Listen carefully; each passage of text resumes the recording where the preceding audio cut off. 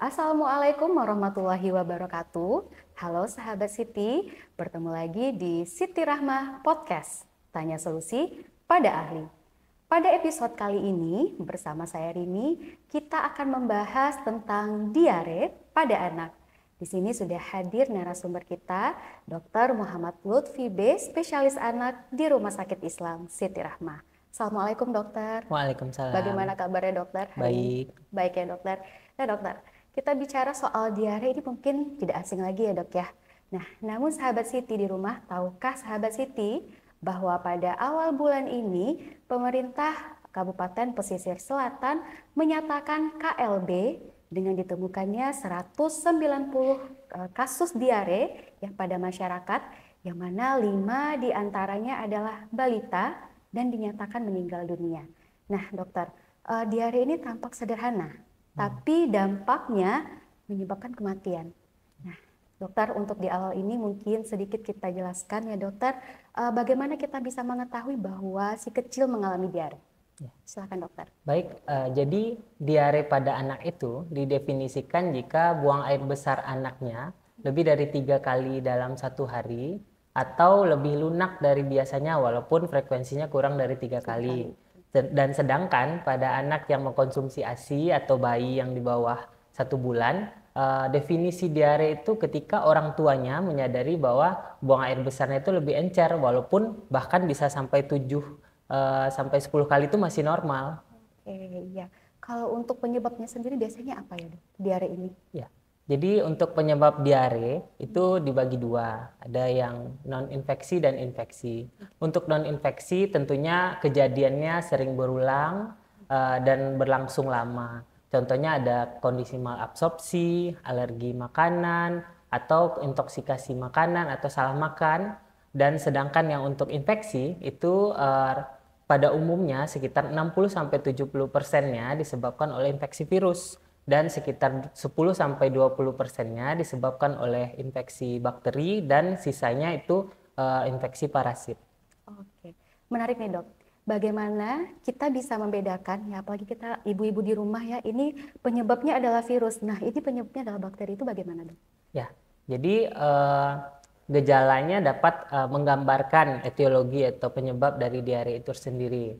Jadi untuk kasus yang tersering itu diare karena virus, itu gejala klinisnya yang khas yaitu buang air besarnya lebih cenderung banyak air dan sangat jarang disertai lendir dan darah. Dapat juga disertai demam, cuman keadaan umum anak masih bagus. Sedangkan pada infeksi diare yang karena bakteri itu anaknya lebih tidak bagus kelihatannya, ada nyeri perut, bahkan buang air besarnya ada lendir dan darah. Dan untuk diare karena parasit lebih ringan sedikit dibanding infeksi bakteri. Dia ada lendir, kadang-kadang ada darah, tapi tidak ada kayak nyeri perut dan anaknya lebih baik keadaan umumnya dibandingkan infeksi bakteri. Nah, untuk diare ini sendiri dok, sederhananya kalau di rumah, itu apa yang harus ibu-ibu lakukan bila si anak atau si kecil terserang diare dok? Ya, jadi hal yang penting untuk penata laksanaan diare di rumah yaitu mencegah anaknya itu kekurangan cairan. Karena logikanya ketika diare itu masih banyak dan anaknya masih banyak minum sesuai dengan berapa diare yang keluar, kondisi tubuhnya masih baik-baik saja. Jadi yang dipastikan yaitu memastikan bahwa berapa jumlah diare yang keluar, diusahakan pemberian oralits yang kita anjurkan itu sebanyak berapa yang keluar diarenya. Misalnya buang air besarnya sekitar 5 sendok makan. Jadi oralitnya ya sekitar 5 sendok makan juga. Tapi untuk penghitungan itu biasanya kita kalau bisa setiap diare itu anak mengkonsumsi 5 sampai 10 ml per kilogram berat badannya. Misalnya berat badannya 5 kilo. Itu minimal dia 25 cc atau sekitar 1/8 gelas yang dicampur dengan 1 saset dari oralit itu diberikan setiap anaknya diare. Dan yang penting itu pemantauan tanda dehidrasi. Nah, berarti kalau kita simpulkan, jangan sampai anak-anak diare komplikasinya sampai ke dehidrasi itu ya dokter ya. Karena sahabat Siti, diare dengan dehidrasi ini merupakan penyumbang nomor 2 ya dokter ya, Ya. terbanyak penyebab kematian. Nah ini sangat tidak diinginkan tentunya oleh sahabat Siti di rumah, apalagi anak-anak kita ini rentan mengalami diare. Nah dokter, untuk mencegah dehidrasi itu sendiri, apakah cukup dengan air putih dokter, atau mungkin kita ganti dengan air kelapa? Sebenarnya untuk penggantian cairan memang yang dianjurkan yaitu cairan Oralit Harus yang telah oralit ya dokter ya? yang telah didesain karena komposisi gulanya, garamnya, kaliumnya dan elektrolit lainnya itu telah disesuaikan dengan jumlah atau komposisi dari diare yang akan keluar itu sendiri. Jika kita mengkonsumsi cairan-cairan lain itu boleh-boleh saja, karena pada anak itu kita tidak bisa terlalu kekeh untuk mengharuskan anak itu mengkonsumsi Oralit. Pada anak yang susah tidak mau konsumsi Oralit ya boleh saja pakai kelapa, dan cuman ada beberapa cairan-cairan yang mitos tertentu itu memang tidak dianjurkan. Nanti mungkin kita bahas. Oke, menarik sekali. Nah mungkin sahabat Siti di rumah bertanya-tanya nih dok, ciri-ciri anak yang sudah dehidrasi itu bagaimana sih dok? Dan kapan harus dibawa ke dokter? Ya, jadi untuk ciri-ciri anak dehidrasi, dehidrasi itu tahapannya ada yang ringan, sedang, dan berat.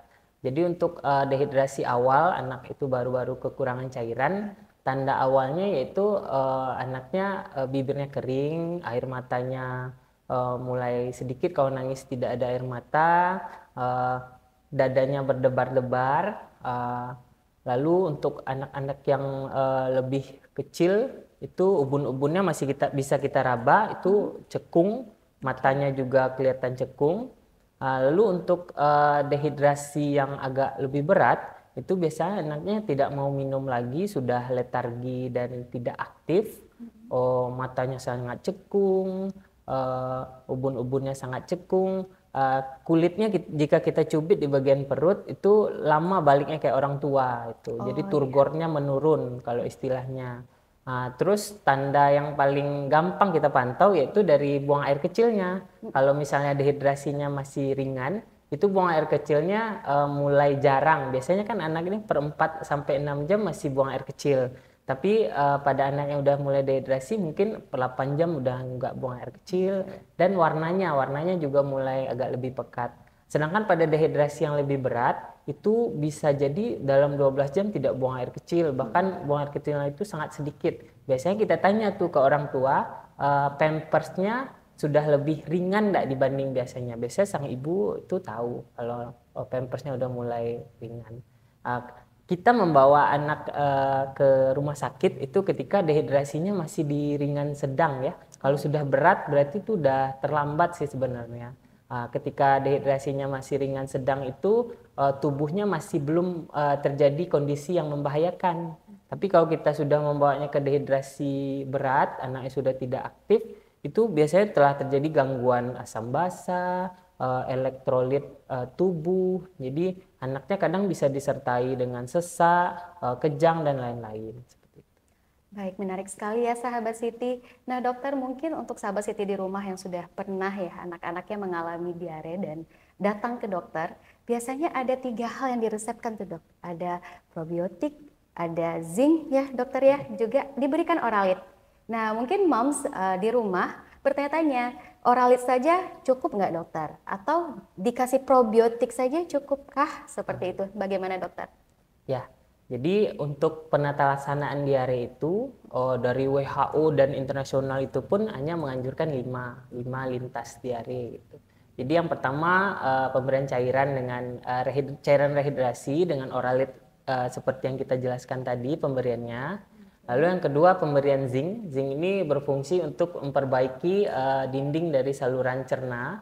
Lalu yang selanjutnya yaitu pemberian antibiotik yang selektif. Maksudnya antibiotik diberikan pada kasus-kasus yang memang indikasi. Jika klinisnya lebih cenderung mengarah ke berlendir, darah, berminyak, atau seperti cucian daging, itu ada indikasinya pemberian antibiotik. Dan pemberian antibiotik ini penilaiannya oleh dokter biasanya ya. Lalu selanjutnya pemberian nutrisi seperti biasa. Jadi tidak ada pembatasan minum atau makan pada anak diare karena takut semakin banyak makan nanti semakin diare Iya, atau semakin banyak minum banyak keluar. semakin banyak keluar. Nah, itu mitos yang keliru.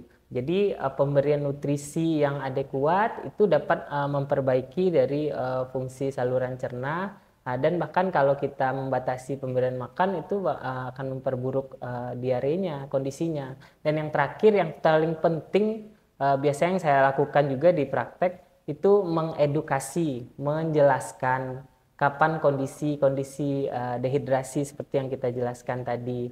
Sang ibu harus menjadi dokter mini di rumah, harus mengetahui tanda-tanda bahaya atau red flag. Jadi biasanya kalau diare ini telah disertai mual muntah dan ibunya mulai khawatir, itu biasanya saya anjurkan untuk langsung segera berobat ke IGD atau ke poliklinik. Baik, penjelasannya sangat detail sekali ya dari Dokter Lutfi ya, Moms. Nah, mungkin dokter kalau untuk kita tahu apakah anak diare ini disebabkan karena bakteri, karena virus, karena parasit, tentu sahabat Siti harus memeriksakan dulu ya, dokter. Dipastikan dulu konsultasi ke dokter. Jangan sampai sahabat Siti di rumah menyimpulkan sendiri ya, Dok. Kemudian nanti tata laksananya jadi salah. Nah dokter, seperti janji di awal tadi kita akan membahas tentang mitos-mitos nih dokter ya. Jadi ada beberapa mitos nih Mams tentang diare pada anak. Nah pertama pemberian teh pahit ini sering loh dokter. Apalagi kalau mungkin zaman-zaman dulu ya, orang-orang tua kita dulu kasih anak teh pahit tuh nanti berhenti. Nah itu benar nggak dokter? Ya, jadi untuk pemberian teh pahit itu merupakan mitos ya yang Seperti keliru mitos. di masyarakat. Uh, Bahkan pemberian teh itu dapat memperburuk karena menghambat ada zat di dalam teh itu yang dapat menghambat dari penyerapan nutrisi-nutrisi mikronutrisi di usus itu sendiri, yang sedangkan usus itu membutuhkan mikronutrisi itu saat kejadian diare. Dan juga cairan rehidrasi dengan teh ini tidak memenuhi standar karena kandungan natrium garamnya itu kurang gitu. Baiklah, berarti mitos ya Moms. Nah yang kedua, kalau anak mencret kan berarti air ya Moms saya yang banyak keluar, berarti kurangi minum dok. Seperti itu prinsipnya, benarkah dok? Ya, itu salah satu hal yang keliru lainnya juga. Jadi pemberian diare itu akan berlangsung walaupun makan dan minumnya berapapun, itu tergantung dari perjalanan penyakitnya. Yang kita harus lakukan di sini yang mengganti sebanyak yang keluar itu. Oke, nah yang ketiga pengenceran susu formula nih dok. Ini maksudnya bagaimana ya dok ya? Iya. Jadi memang sering juga didengar di praktek sehari-hari ya pengenceran susu ini. Jadi mungkin diare itu bisa disebabkan diperburuk oleh pemberian susu, khususnya susu yang mengandung laktosa, karena pada saat diare itu dinding ususnya mengalami kerusakan dan susah untuk mencerna laktosa. Jadi bukan diencerkan sih sebenarnya. Bukan diencerkan, ya. Bagusnya jika memang dehidrasinya diarenya terlalu banyak dan telah berlangsung lama dan kita asumsikan bahwa kerusakan dinding ususnya itu telah berat dan mengalami kesulitan untuk mencerna laktosa, itu ada sih tempatnya kita anjurkan untuk mengganti susunya ke yang rendah laktosa. Jadi bukan diencerkan atau bebas laktosa gitu. Nah, kadang juga nih dokter, sahabat Siti di rumah langsung menyimpulkan, wah kayaknya anak saya minum susu soya aja, itu benar nggak sih dok? Iya. Ya, jadi untuk pemberian soya memang banyak juga ya di praktek sehari-hari. Jadi tetap yang dianjurkan itu pertama rendah laktosa, bebas laktosa. Mungkin yang tidak mau ya, mungkin anak-anak ini kan preferensi rasanya sangat berpengaruh ya. Iya, jadi yang tidak mau mungkin dapat diberikan soya. Tapi soya itu sendiri biasanya kan pilihan pada kondisi-kondisi alergi susu sapi. Dan menurut penelitian itu tidak menurunkan kejadian alergi, itu masih bisa dapat terjadi pada pemberian susu soya. Jadi lebih mungkin bertahap dari rendah laktosa dulu, bebas laktosa atau soya. Oke, nah ini nih yang satu lagi ya sahabat Siti dan dokter, Kebanyakan orang tua cari jalan pintas aja nih dokter. Kan anak mencret, jadi supaya mampet dikasihlah obat anti mencret dok. Yang biasanya akhiran itu pet-pet biar mampet gitu ya dokter ya. Itu benar nggak dokter? Bolehkah anak-anak minum obat itu dokter? Ya, jadi diare pada anak itu berbeda dengan dewasa. Kalau dewasa dengan kondisi tubuhnya yang telah matang, saluran cernanya sudah bagus kompensasinya, itu pemberian anti diare itu tidak akan menyebabkan ususnya itu malah terlalu lambat gitu. Tidak ada resiko untuk ususnya terlalu lambat geraknya. Kalau pada anak itu ada resikonya, jadi pemberian anti diare apalagi yang memperlambat gerak usus itu meningkatkan resiko kejadian ileus. Ileus itu ususnya terlalu lambat jadinya, jadi terhambat pasase atau jalan saluran cernanya dan malah kembung dan Bisa bahkan menumpuk kadang ya, dokter? kadang ada yang membutuhkan tindakan operatif jadinya. Jadi memang tidak dianjurkan dan efek sampingnya sangat besar ya. Jadi memang sangat hati-hati untuk pemberian anti diare. Intinya diare pada anak ini ya sabar sih ya. Sabar ya dokter ya. Karena ini juga mungkin bentuk tubuh untuk melawan penyakit ya, mengeluarkan racun-racun juga ya dokter ya. Ya, mungkin sahabat Siti di rumah juga bertanya-tanya, selama anak diare, apa saja makanan dan minuman yang harus dihindari dokter?